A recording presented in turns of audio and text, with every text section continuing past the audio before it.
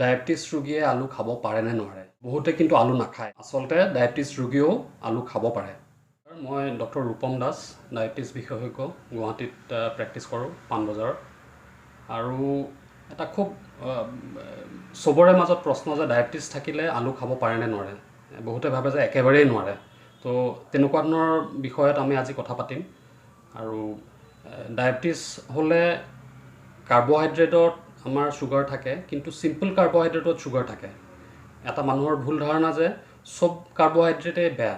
এনেকুৱা নহয় যে কাৰ্বহাইড্ৰেট খাব নোৱাৰি। কাৰ্বহাইড্ৰেট আমাক এটা বেলেঞ্চ ডায়েট হিচাপে কাৰ্বহাইড্ৰেট আমাৰ খাদ্যত, প্ৰত্যেক দিনৰ খাদ্যত আমাক লাগিব। তাতে ধৰক কাৰ্বহাইড্ৰেট, প্ৰ'টিন, ফেটছ আৰু মিনাৰেলছবোৰ আহে ধৰক ভেজিটেবলছ খালে, গ্ৰীণ ভেজিটেবলছ হওক বা মাল্টিপল কালাৰ্ড ভেজিটেবলছ যোনবোৰ থাকে সেইবোৰত মিনাৰেলছ থাকে। তো তেনেকুৱা ধৰণৰ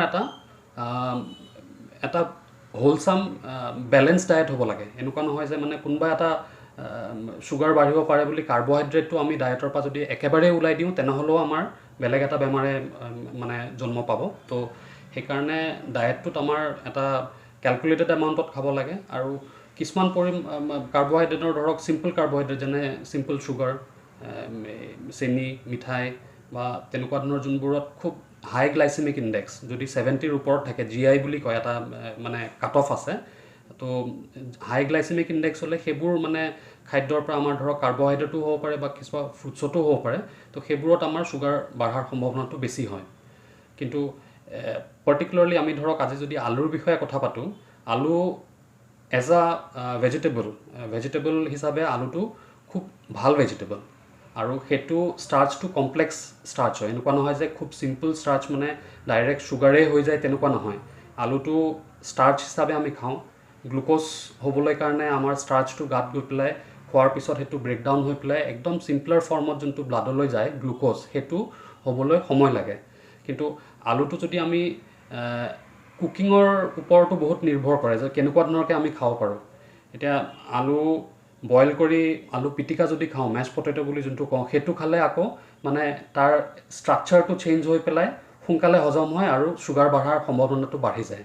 কিন্তু আলুটো যদি আমি তেনেকৈ মানে মেছ পটেটো নাখায় বা আলু পিটিকা যদি নাখাই পেলাই আমি আলুটো কম ফ্ৰাই যদি কৰোঁ, মানে খুব ডিপ ফ্ৰাই কৰিলেও বেয়া, কাৰণ তেলটো বেছিকৈ সোমাই পেলাই আল্টিমেটলি কেলৰিটো বাঢ়ি যায় বা ফেটছটো আহি যায়।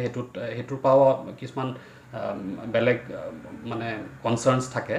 বাট আলুটো স্কিনৰ সৈতে যদি আমি কাটি পেলাই নৰ্মেল কুকিঙত আমি যদি ব্যৱহাৰ কৰোঁ, য'ত বেলেগ আৰু চব্জি থাকে, তেনেকুৱাকৈ আমি আলু খাব পাৰোঁ। আৰু আগৰ দিনৰ যোনবোৰ ধৰক এটা লিষ্ট নিচিনাকৈ কৈছিলে যে মানে ডায়েবেটিছ ৰোগী এজনে এইকেইটা এটা মানে টিক মাৰি পেলাই এইকেইটা বস্তু একেবাৰেই খাব নোৱাৰে।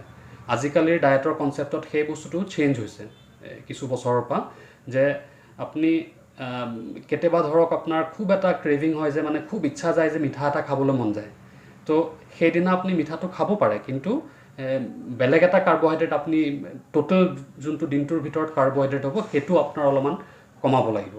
তো সেই বেলেঞ্চটো যোনে বুজি পায়, আমি পেচেণ্টৰ লগত কথা পাতিলে সেইখিনি এটা ধাৰণা কৰিব পাৰোঁ যে কোন পেচেণ্টে বস্তুখিনি উপলব্ধি কৰিছে আৰু কোনে মানে ফ'ল' কৰিব পাৰে। তেনেকুৱা ধৰণৰ পেচেণ্টক আমি কিছুমান এনেকুৱা ধৰণৰ ইনডেফ্থ হেৰিবোৰ মানে ডায়েটৰ ৰিলেটেড যোনখিনি বস্তু মানে তেওঁ ডে টু ডে চলিবৰ কাৰণে লাগে, সেইবোৰ আমি কথা পতা যায়।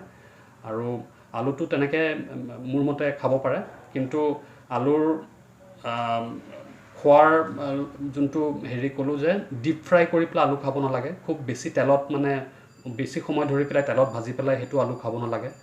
আৰু আলু পিটিকা হিচাপে খাব নালাগে। কিন্তু সানমিহলি চব্জি হ'লে, মিক্স ভেজিটেবল হ'লে আলু খাব পাৰে। উইথ স্কিন থাকিলে ভাল, কাৰণ স্কিনত তাৰমানে ফাইবাৰ্ছ থাকে, আৰু স্কিনৰ জাষ্ট তলৰ যোনখিনি অলপমান ফ্লেছ টাইপ আলুৰ থাকে, সেইটোত বহুতখিনি ফাইবাৰ থাকে। তো সেই বস্তুটো কাটি পেলাই দিলে তেতিয়া সেই ফাইবাৰৰ কণ্টেণ্টটো কমি যায়। আৰু অলপমান ঠাণ্ডা হ'লে খাব লাগে। কুকিং কৰিয়ে লগে লগে খালে তাৰমানে বস্তু এটা যেতিয়া গৰম থাকে, তেতিয়াহ'লে ডাইজেশ্যনটো অলপমান ফাষ্টাৰ হয় আৰু তাৰপৰা ছুগাৰটো বেছি সোনকালে বাঢ়িব পাৰে। কিন্তু কুকিং কৰি উঠি অলপ সময় যদি আমি ঠাণ্ডা হ'ব দিওঁ, বিশেষকৈ আলুজাতীয় যোনবোৰ ভেজিটেবলছ ধৰক, তো সেইটো ঠাণ্ডা হ'লে তাৰ ষ্ট্ৰাকচাৰটো অলপমান হজম হ'বলৈ অলপমান টাইম লয় আৰু তাৰপৰা ছুগাৰটো বৰ সোনকালে নাবাঢ়ে। তো এনেকুৱা ধৰণৰ কিছুমান বস্তু যদি মানুহে, ডায়েবেটিছ ৰোগী এজনে ফ'ল' কৰে, তেনেহ'লে ডেফিনেটলি আলুটো ডেইলি ডায়েটতো মানে খোৱাৰ সম্ভাৱনা থাকে।